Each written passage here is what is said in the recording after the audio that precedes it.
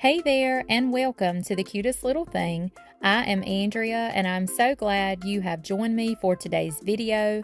If you love thrift flips, home decor, upcycling, DIYs, and all of the things, then you are at the right place, and I'm so glad you are here today. If you are new to my channel, welcome, and if you have been with me before, welcome back. I have some awesome projects in store for you today, so we will get right to them. Let's get started. For this project, I have this beautiful cutting board. I got this at Hobby Lobby in their Market Square section for $7.99. I could not believe the price of this cutting board. It is beautiful and it's a good size. It's not a super large one, but it's not a small one. But I grabbed a couple of these, and I am not painting this. I love a wood look. I love rustic decor, farmhouse, primitive. So I've got this beautiful farm fresh organic eggs image I purchased from an Etsy shop, and I printed it on my regular inkjet printer.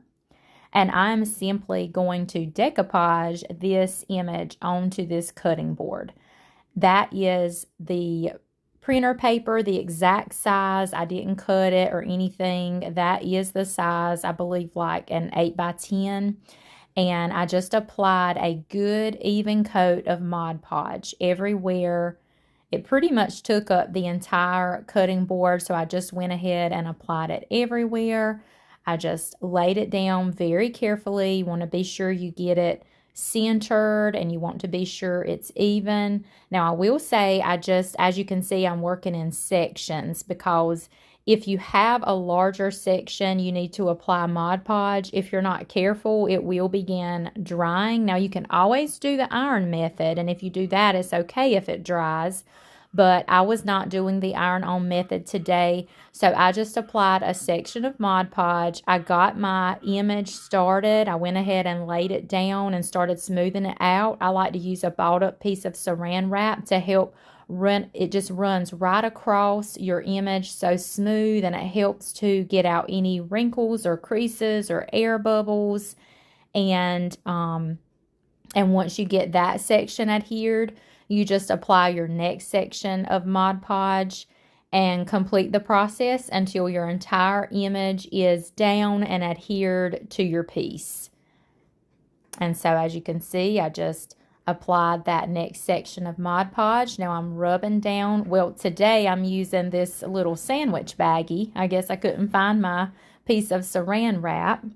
But anything like that, just something smooth like that, that will help smooth down your image. And now printer paper is thicker, but if you are using napkin or rice paper, tissue paper, something thinner, you don't want to do a rubbing motion. You want to dab and blot your image down so you don't accidentally tear your paper. But being printer paper is thicker, you don't have to worry about that quite so much. And I just go around the entire piece, just making sure all the edges are adhered down, especially those corners and the edges. And I am taking some heat, and this is going to help my piece adhere. And it's also going to heat set that ink in our printer paper. Now, I will seal this piece at the end once again, just to give it some extra protection. But your heat tool or your hair dryer will also heat set that ink. So that's just a good measure to take. And y'all, there's those frogs again. You can hear those. You can hear those frogs. It's raining away out there, and they're just having themselves a party out there.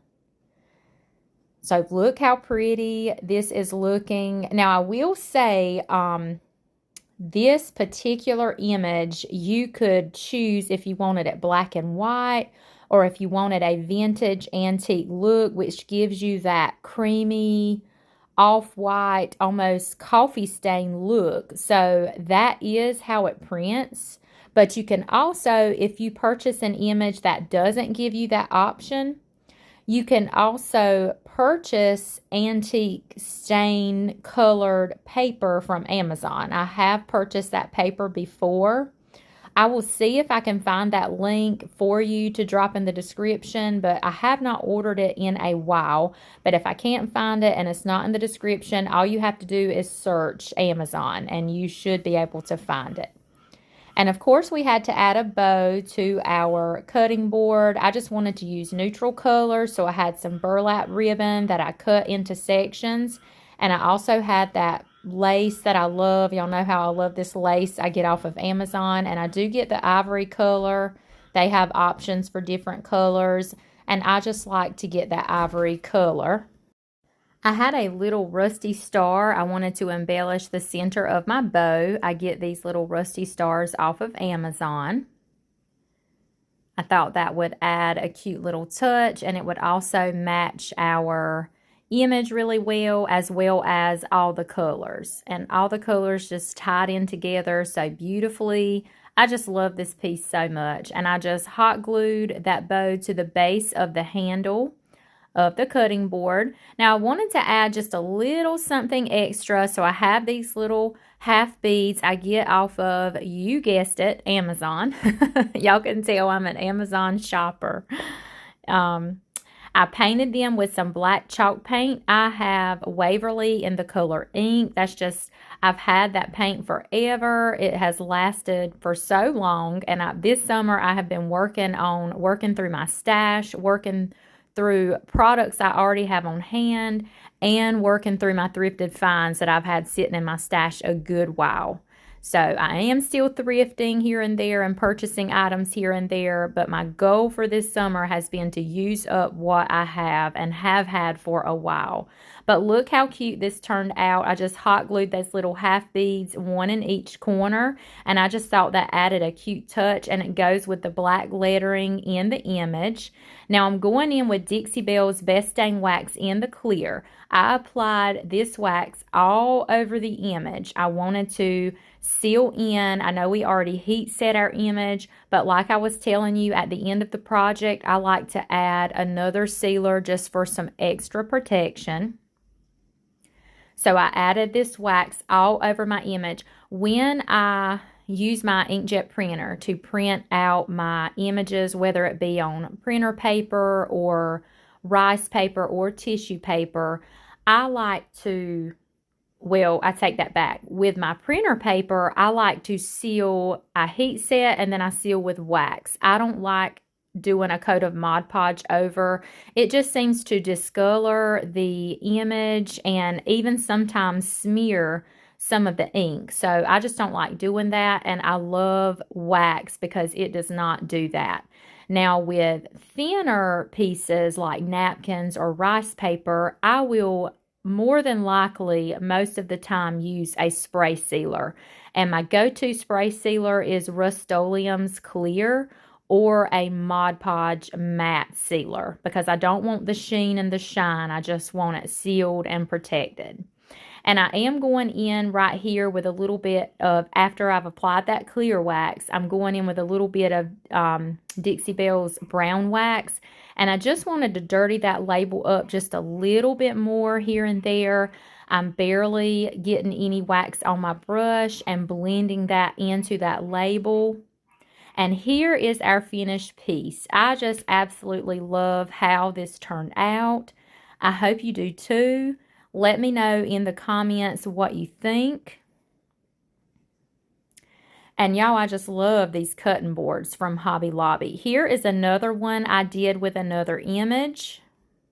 I actually did this one on a live over on Facebook. You might have caught me over there doing this one, but I will have the link of this printable in the description as well. For this project, we are going to be making a faux apple pie. There are several ways to do this, but I'm just going to share with you my personal favorite way to do it. So, of course, you want to have a pie pan or a cake pan on hand. Either one will work, and I love to pick these up when I'm out thrifting and at my local Goodwill, as long as they're not overpriced, because sometimes they can have some crazy prices on their cake and their pie pans. So I do grab them when they're 99, like 99 cents, a couple of dollars. I'm going in and I am painting my pan. You can leave your pan as is and just keep that natural look, or you can paint it whatever color you choose. For this one and for most of them, I will say I love Fusion's color cast iron. It is the perfect color for this. I love that color. It's one of my favorites. And Fusion Paint has a built-in sealer, so that's another plus. You don't have to worry about having to seal it, and it normally adheres really well to the surface of the pie pan or the cake pan. And now I will say a lot of times these pans will have a coating over them. And if you're having trouble with your paint adhering to that coating, you can scuff it up with a piece of sandpaper, like a more coarse sandpaper. I'm sorry for my head in the view there, but you can do that. You can also prep your surface with some primer or a spray paint or some, something like that. So I just go in. I don't worry about the inside of my pan, but I do paint the entire outside of my pan. After my first coat and a little touch up, I did want my pan a little bit dark. So that second coat was still a little bit wet. It wasn't all the way dry. So I had some black chalk paint. This is the color Ink in the Waverly chalk paint, but you could use any, brand or any black chalk paint that you have on hand. I just took, I'm at the bottom of this paint, and you know how it gets really thick when that happens. You can add a little water to your chalk paint, just a little bit, because you can always add more, but shake that up and that will help your paint from getting so thick. But I did just take some and I applied over my cast iron color while it was still a little bit wet, and that just darkened it some. So I do want more of an antique look here. You can tell my pan, it almost looks just like a brand new pan. And if you like that look, that's great. But y'all know me, I love the grungy look, the dirty, antique, worn out look. So I'm taking some antique wax. This is the Waverly brand antique wax. And again, you could use any wax you have on hand. And I'm first just kind of dabbing it on around the edge of the bottom of the pan, just to kind of, show some wear and tear to my pan. And I just do that until I am pleased with how it looks.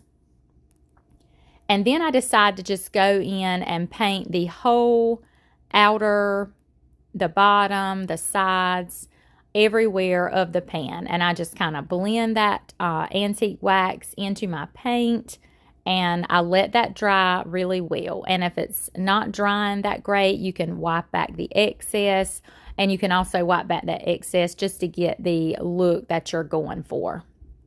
So after that is good and dry, we are ready to fill our pan. So our pan is ready to go for our pie. This is quilt batting. I get my quilt batting from Walmart.com. Your Walmart may have it in the store. You can find this at Hobby Lobby and other craft stores as well. I'm just not sure. I've always gotten it from Walmart. So I'm laying it over the top of my pan so I can cut. I'm just cutting a circle to go over the top of my pan. And you want to cut the circle a little bit bigger than what your pan is, because once you stuff your pie and you get it glued down all the way around your pan, you want it to fit. You don't want it to be too tight or too snug. So you do want just a little bit of excess, a little bit of room to grow. How does that sound? Now you can just take some pillow stuffing, some polyfill. You can even use, I like to just use some pillows that I'm not using anymore. I'll just cut them open and use the stuffing out of those. But just fill your pie pan with that. And you do want it heaping over the top some. You don't want it flat, because you want it to mimic a real apple pie. So you know how they're kind of raised over the pan.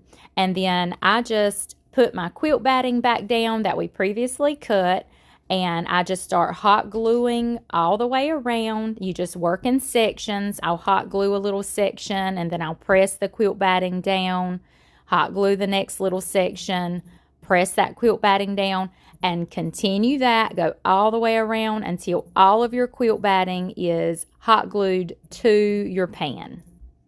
Okay, now we want to do the edge around our pie, our little trim. So just take that quilt batting and cut you a little strip of fabric.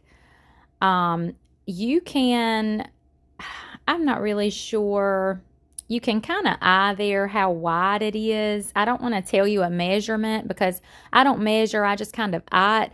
I will say you can cut it a certain width, and you can always trim back if it's, you know, a little too thick or it's hanging over a little too much. It's very easy to trim back, but it would be, you know, more difficult to add to it if you didn't get it wide enough. So just cut you a little strip of quilt batting, and then you just want to start, put you a little dab of hot glue, press that quilt batting down, and then put another little section of hot glue, and you want to kind of pinch your fabric. You are mimicking, you know how the crust of an apple pie looks? It's just kind of wafered or rippled.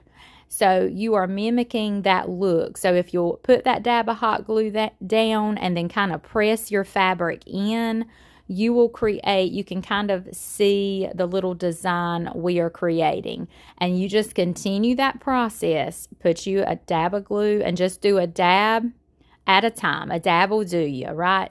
Put that dab down, pinch your fabric down, and continue till you get all the way around. Okay, we are ready to start getting some color to our pie. Now, most of you may be familiar with the coffee grunge. That is what I have here in my measuring cup. It is coffee grunge. If you are not familiar with that, all it is hot water, instant coffee, cinnamon. You can add other spices as well. It's really your preference. I love to add some nutmeg. I love to add the pumpkin pie spice, and it all depends what I have on hand, what I already have in my seasoning cabinet. You know, just use what you have. Don't worry about going out and buying other seasonings. You can also, and also the vanilla. But I will have the recipe for the coffee grunge in the description of this video. So don't worry, I will have that in the description. And then you mix it up and you are ready. Look at that beautiful color.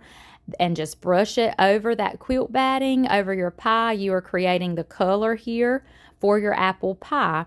And this smells amazing. I know that you can just imagine. Now, if you don't love the way coffee and cinnamon and those yummy spices smell, then you may not like this, but most people love the smell.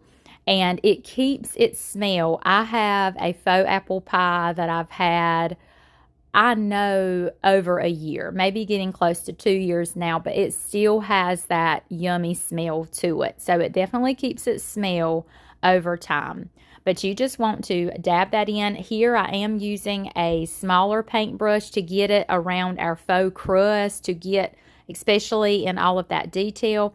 And I know some of you are probably wondering, why didn't you do this before you attached your fabric to your pan?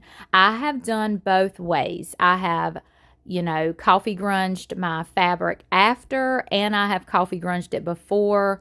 I just prefer to do it after. It works better for me. You may find it different. You may like to do it, coffee grunge it before you put it on your pan. So really it's all your preference, but this is the way I would rather do it. It just seems to be a little bit easier. So you just continue, and here I just was going to show you, I put a strip, our little apple pie, you know, crust. I went ahead and put that in the coffee grunge just to kind of show you how it would be to do before you attached it to your pie. And you just kind of dunk it in there and squeeze it back out and dry it. You can let it dry naturally, or you can dry it with your heat tool. Either way, and then you just put it on the same way with your hot glue gun. And you just keep working at it until you get your whole pie completely covered with your coffee grunge. Let that dry. I will say I just kind of let them dry, give them plenty of time to dry. If you do need to speed up that process, you can use your heat gun. But I will say after that first coat of coffee grunge dries, sometimes you'll have to go back and touch up a little bit, and you may find you want to do a whole nother second coat of the coffee grunge. Whatever look you're trying to achieve, the more layers of coffee grunge you put on, the darker your pie will be. And this is like a primitive faux apple pie, so I'm going for more of a darker, more grungy looking apple pie. But if you want more of that natural look, you know, how it looks when it comes out that oven, you may not want it quite so dark. We are getting ready. I just have some regular black coffee in my cup here, and I'm staining my lace. I love to take this lace that I get off of Amazon, and I'll kind of wrap the pie with it and tie a cute little bow in the center. There are so many ways you can embellish your pies. You can do a tag, you can do cheesecloth instead of the lace. You can tie, you'll see here, I just put it underneath and I go all the way around the pie and I cut my lace, you know, how much lace I need, kind of measure it. And then I tie just one little knot. I do tie that second knot, but I kind of leave it open because I am going to add a tag to my pie. These little wooden tags I get off of Amazon, and I'm just kind of taking a little piece of a label that I already have printed, just some little wording that's going to fit right on that tag, and I just cut it out to size it. And then I Mod Podge it on my wooden tag, and then I'll kind of grunge up that tag with some wax, or you can also use that coffee grunge to grunge up your tag a little bit. I just kind of use that gator sander to trim off any excess, and here I am. I decided to go with the DIY dark wax, and I just went all the way around that paper label, and then I went a little bit over that label, and that's going to seal that in as well as give it that grungy look. Now I'm ready to attach my tag to my pie. I just put some jute string through the little tag and tie it in with that lace and finish tying that second little knot with the lace. And I just kind of trim away that excess jute string. And look how cute that is. You can also go around and tie another piece of lace the other way where you can have it, you know, on all sides of the pie. But I do some of them like that. I just like to do them different ways. So your preference once again, but they're cute both ways. And I also love to use the cheesecloth instead of the lace. And I'll usually coffee stain that cheesecloth as well. These cute apples, they're actually dried apples. I get them off of Amazon.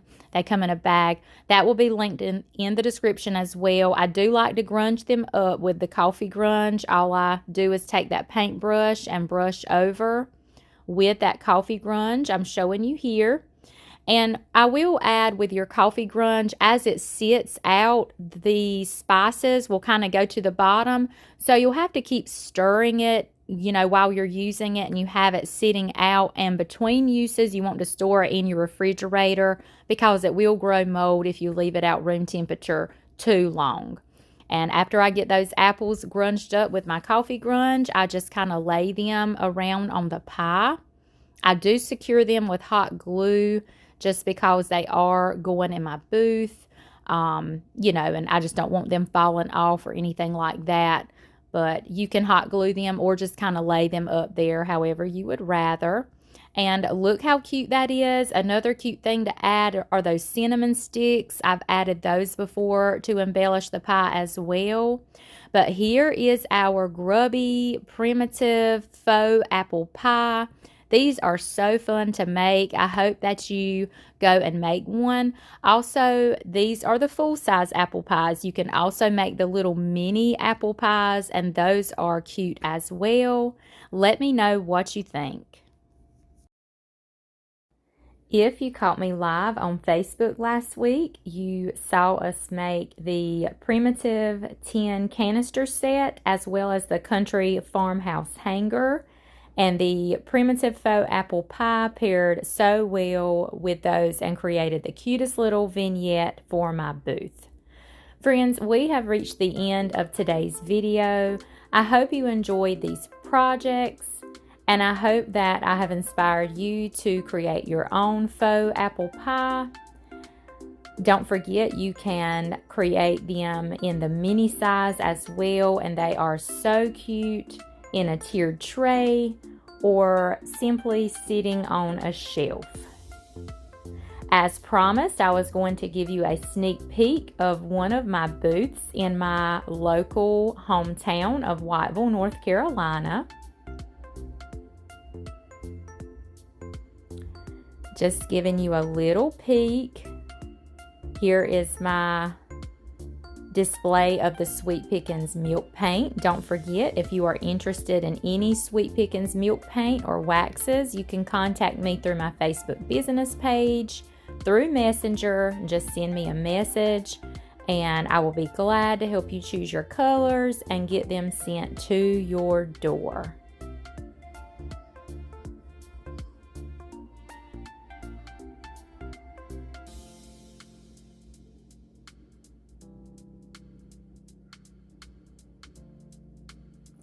I also offer shipping on most items, so if you see anything you're interested in, you can send me a message on Facebook as well.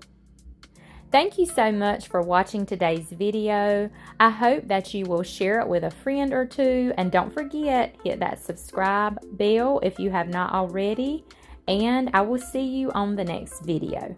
I hope you all have a blessed week, and I'll see you next time. Bye for now.